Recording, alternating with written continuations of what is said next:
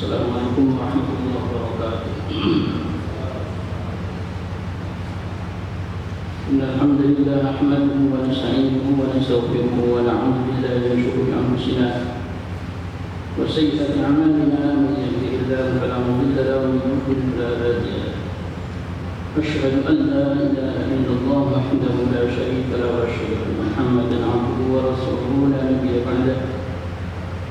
أما بعد فإن أصدق الحديث كتاب الله وخير الهدي هدي محمد صلى الله عليه وسلم وشر الأمور محدثاتها وكل بدعة ضلالة وكل ضلالة في النار. اللهم إني أعوذ بك أن أضل أو أضل أو أزل أو أزل أو أظلم أو أظلم أو أجهل أو أجهل علي. وصلى الله وسلم على سيدنا مولانا محمد وعلى آله وصحبه. الحمد لله رب العالمين. أعوذ بالله من الشيطان الرجيم. بسم الله الرحمن الرحيم. ما أصابك من حسنة فمن الله وما أصابك من سيئة فمن نفسك وأرسلناك للناس رسولا وكفى بالله شهيدا. من يطع الرسول فقد أطاع الله ومن تولى فما أرسلناك عليهم حفيظا. Para jemaah saudara yang dimuliakan Allah, insyaallah kita akan melanjutkan kembali mengkaji tafsir surat An-Nisa ayat yang ke-79. Kita sampai pada firman Allah Subhanahu wa taala, "Wa ma asabaka min hasanatin famin Allah wa ma asabaka min sayyi'atin famin nafsik." Ma adapun sesuatu, si maksud sifatnya umum. Ma adapun sesuatu asal yang menimpa maka kepadamu min hasanatin berupa satu perkara yang baik, faminallahi maka itu datangnya dari Allah. Wa ma dan adapun sesuatu asal yang menimpa maka kepadamu min sayyi'atin dari keburukan, satu keburukan, bencana atau musibah, kami indika maka itu datangnya dari sisimu, kami nafsik maka itu datangnya dari sisimu. Wa ma arsalnaka, wa ma dan tidak, wa arsalna dan mengutus siapa kami kepada Muhammad bin nasi bagi manusia rasulan sebagai utusan. Wa kafa dan cukup billahi siapa Allah syahidan apanya sebagai saksi. Nah, jemaah saudara yang dimuliakan Allah, ini berkaitan dengan ayat-ayat sebelumnya di mana ada jihad, lalu kemudian ada orang yang betul tidak mau ikut berperang, ikut berjihad. Ketika berjihad lalu kemudian Allah datangkan kemenangan, maka kemenangan itu berarti murni dari Allah Subhanahu wa taala. Ketika seseorang berpangku tangan, lalu kemudian dengan berpangku tangan ini dia tidak pernah mendapatkan kemenangan, dia jangan salahkan siapa-siapa, maka itu ulahnya diri mereka sendiri. Dulu ada yang kemudian ketika diajak untuk berperang atau berjihad itu mereka tidak berani dengan alasan apa? Takut mati. Sementara dalam ayat sebelumnya Allah berfirman, "Ayyama takunu yudrikkumul maut wa kuntum fi burujin musyayyadah." Kalau permasalahannya hanya takut mati, kamu itu mau kemana saja, mau tinggal di benteng yang kokoh pun nanti ujung-ujungnya juga akan mati. Jadi kan posisi kita sebagai manusia, sebagai makhluk Allah Subhanahu wa taala untuk urusan kematian itu semuanya berada dalam kendali Allah Subhanahu wa Ta'ala. Artinya ketika ada perintah untuk berperang, mestinya berangkat untuk berperang, jangan takut mati. Karena bukan berarti tanpa berperang itu kemudian hidup terus. Tanpa berperang itu juga bisa mati. Berperang juga bisa mati, semuanya sama. Tadi malam jam 6:30 kawan saya itu baru tahu lagi naik sepeda motor, nggak kecelakaan, nggak apa, lagi naik sepeda atau terjatuh meninggal, tapi nggak terjatuh. Artinya begitu, artinya kematian itu sah-sah saja. Faktornya namanya sabab zahir. Sebenarnya kematian itu sabab aslinya, ya. Sabab namanya, sababnya itu adalah intihadul ajal, habisnya masa hidup. Ya, jadi sebab kenapa orang kok mati itu habisnya masa untuk hidup. Kalau kemudian sakit itu bukan sebab. Kenapa kok mati? Sakit kepala, bukan sebab. Kenapa kemudian orang kok mati? Misalnya keracunan, ya bukan sabab. Sabab itu sesuatu yang pasti. Ya, kalau ada sababnya sabab, ya, biasanya sababnya satu. Kalau kemudian orang sakit kepala mesti mati, berarti setiap orang sakit kepala mestinya apa? Mati. Kan tidak semua sakit kepala mati. Yang pasti yang namanya mati itu adalah sebabnya satu, habisnya masa. Habisnya masa hidup. Seseorang pada saat hidup itu ada jatah rezeki. Nah, termasuk oleh Allah Subhanahu wa Ta'ala tidak akan dihabiskan masa untuk hidup selagi jatah rezekinya masih ada. Makanya Rasulullah SAW bersabda, dan kamu nafsun hatta tastawfiya rizqaha. Jiwa itu tidak akan pernah mengalami kematian sampai terpenuhi jatah rezekinya. Kalau ada orang itu sudah dijatah selama hidup, dia akan menghabiskan rezeki yang diberi oleh Allah 1 triliun. Selagi 1 triliun itu nggak habisnya, nggak bakal mati, karena jatah rezekinya masih ada. Tapi ada orang yang dikasih jatah rezeki 1 triliun, kok hidupnya miskin. Bisa jadi umurnya jadi panjang karena diambilnya sedikit demi sedikit. Atau kemudian rezeki itu miskin, tapi nanti mendekati kematian dia langsung kaya mendadak, sehingga jatah rezekinya habis, langsung kemudian mati. Nah, sebenarnya mati itu karena habisnya masa. Kalau sahabat zahir yang ditanya, kenapa kok mati kencing manis, kenapa kok mati macam-macam, karena gagal ginjal, karena ini.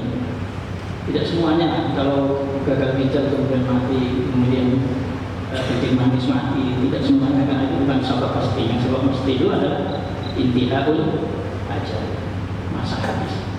Oleh karena itu ketika ada orang tidak mau berjihad takut mati, benar bang? Salah, karena jihad bukan menyebabkan kematian. Jihad bukan menyebabkan kematian. Oleh karena itu Allah bilang, aina ma takunu yudrikumul maut walau kuntum fi burujin musyayyadah. Kalian di mana saja pasti akan disusul yang namanya kematian, meskipun berada di benteng yang kokoh. Kapan kawan berangkat berjihad, tahu-tahu pulang kembali selamat? Kamu tinggal di rumah, kemudian dibikin kokoh rumahmu agar tidak kemasukan musuh, bisa jadi justru kamu mati duluan pada saat apa? Jatah hidupnya sudah habis. Makanya aina ma takunu yudrikumul maut walau kuntum fi burujin musyayyadah. Nah, di ayat ini kemudian Allah bilang, ma asabaka min hasanatin famin Allah wa ma asabaka min sayyi'atin famin nafsik. Tapi begini, ketika seseorang kemudian berjihad atau sejenisnya, lalu mendapatkan tafaddul, mendapatkan minnah, karunia dari Allah Subhanahu wa taala berupa kemenangan. Maka dia harus bisa menyandarkan kemenangan itu, kebaikan itu kepada Allah Subhanahu wa taala. Tapi ketika dia ini kemudian mengalami kesulitan, mengalami kesalahan, maka itu disebabkan pada dirinya sendiri. Kenapa? Karena sistem yang Allah bangun itu sudah sempurna. Dengan mematuhi perintah Allah, perintah Rasul, nanti pasti ujungnya begini. Tapi ketika tidak dipatuhi, maka konsekuensinya kebalikannya. Contohnya, ketika kaum muslimin berperang dalam perang Badar, apa yang diatur oleh Rasulullah SAW semuanya diikuti, menang. Tapi ketika pada saat perang Uhud, yang diatur oleh Nabi kita Muhammad SAW sedemikian rupa, tahu-tahu tidak diikuti, kalah. Maka kondisi keburukan yang menimpa kaum muslimin waktu itu tidak bisa kemudian dinisbatkan kepada Allah. Dan kamu Allah sendiri. Oleh karena itu dalam surat Al-Fatihah itu, ketika kita berdoa kepada Allah Subhanahu wa taala, iyyaka na'budu wa iyyaka nasta'in ihdinas shiratal mustaqim shiratal ladzina an'amta 'alaihim ghairil maghdubi 'alaihim waladdallin. Kalau kita minta kepada Allah kan begini, Allah, hanya kepadamu kami menyembah, hanya kepadamu kami minta bantuan, tolong tunjukkan kami jalan lurus, jalannya orang-orang yang telah Engkau beri nikmat. Jadi kalau ada orang mendapatkan nikmat, pemberinya adalah Allah. Bukan jalannya orang yang dimurkai, dan juga bukan jalannya orang yang tersesat. Berarti ada orang yang mendapatkan kenikmatan, itu Allah yang memberi. Tapi ketika ada orang yang dimurkai ataupun tersesat, itu jangan bilang Allah, kan? Karena Allah tidak pakai bahasa. Bukan jalannya orang yang engkau memurkai mereka, dan bukan pula jalannya orang yang kau menyesatkan mereka. Aturannya ini ya. Jadi kalau nikmat disebutkan kepada Allah, tolong tunjukkanlah kami pada jalan yang lurus, jalannya orang yang engkau beri nikmat. Tetapi bahasa kita, bukan jalannya orang yang dimurkai, bukan jalannya orang yang kau murkai, dan bukan jalannya orang yang kau sesatkan. Tetapi jalannya orang yang dimurkai, bukan jalannya orang yang dimurkai, dan bukan pula jalannya orang yang tersesat. Kenapa? Karena ketika menisbatkan keburukan, itu dinisbatkan pada diri sendiri. Contoh anak lah, misalnya anak itu kemudian atau murid, dia kemudian nilainya selalu nilai baik terus, maka seyogianya dia mengatakan ucapan terima kasih kepada seorang guru yang membimbing dan seterusnya. Tapi ketika dia bermasalah problem karena tidak pernah masuk kelas, karena suka tidur, apakah dia kemudian akan menisbatkan kepada guru? Lalu sendiri suka datang terlambat, tidak boleh belajar, tidak mau selalu tidur di dalam kelas. Kamu disebabkan pada diri sendiri. Oleh karena itu, ketika ada kebaikan, maka itu disandarkan kepada Allah. Tetapi ketika ada keburukan, maka disandarkan kepada diri kita sendiri. Ini format yang harus dilakukan kita sebagai makhluk, sebagai umat manusia. Begitulah ya kaum Indonesia ini, misalnya kalau ada kenapa kok Indonesia ini selalu begini. Ya kalau nanti baik disebutkan kepada Allah Subhanahu wa taala. Tapi kalau ada problem disebutkan kepada kita sendiri. Ini mesti mungkin karena kurangnya taat kita kepada Allah, kurang mengikuti aturan, banyaknya korupsi, banyaknya ini. Nah ini baru ya namanya kama asal kami sayyatin famin nafsik. Tapi kalau kemudian Indonesia menjadi negara yang makmur, yang kemudian aman, sentosa, dan menjadi negara terbaik, jangan mengatakan itu karena kami, ya tidak. Tapi harus disebutkan kepada Allah Subhanahu wa taala, karena aturannya segala kebaikan itu ma asabaka min hasanatin famin Allah wa ma asabaka min sayyi'atin famin nafsi. Sehingga tidak ada orang itu kemudian menjadi sombong, itu tidak ada. Jadi, kalau baik itu dinisbatkan kepada dirinya sendiri, nanti bermunculan orang sombong. Ketika dia pintar, menganggap pintar itu dari dirinya sendiri. Ketika dia kemudian naik pangkat itu karena dia sendiri. Ketika dia mendapat rezeki banyak, dia menyebut rezeki itu dari dia sendiri. Maka bermunculan namanya kesombongan. Tapi ketika sebaliknya yang sudah terjadi, maka dia harus evaluasi, mengevaluasi dirinya sendiri. Kenapa kok bisa begini? Kenapa kok bisa begini? Kenapa kok bisa begini saya? Makanya sampai disebutkan idza kunta fi nikmatin far'aha fa innal ma'asiyata zilun ni'am. Kalau kamu sedang mendapatkan nikmat, maka kamu jaga nikmat itu. Cara menjaganya, satu, jangan bermaksiat kepada Allah Subhanahu wa Ta'ala. Prosedur sistem yang sudah kamu bangun dengan cara yang baik itu terus tekuni. Itu namanya menjaga. Jangan berulah. Ketika berulah itu malah jadi kadang menjadi masalah. Jadi ketika berulah menjadi masalah. Sehingga ada ayat yang untuk mengingatkan kita ya, bahasa tentang masalah perubahan. Masalah apa? Perubahan nikmat. Perubahan nikmat itu ketika nikmat yang Allah berikan itu kemudian terus terjaga. Itu dari siapa ya? Wama apa namanya? Innallaha la yughayyiru ma biqaumin. Sesungguhnya Allah tidak akan merubah nikmat yang diberikan pada satu kaum.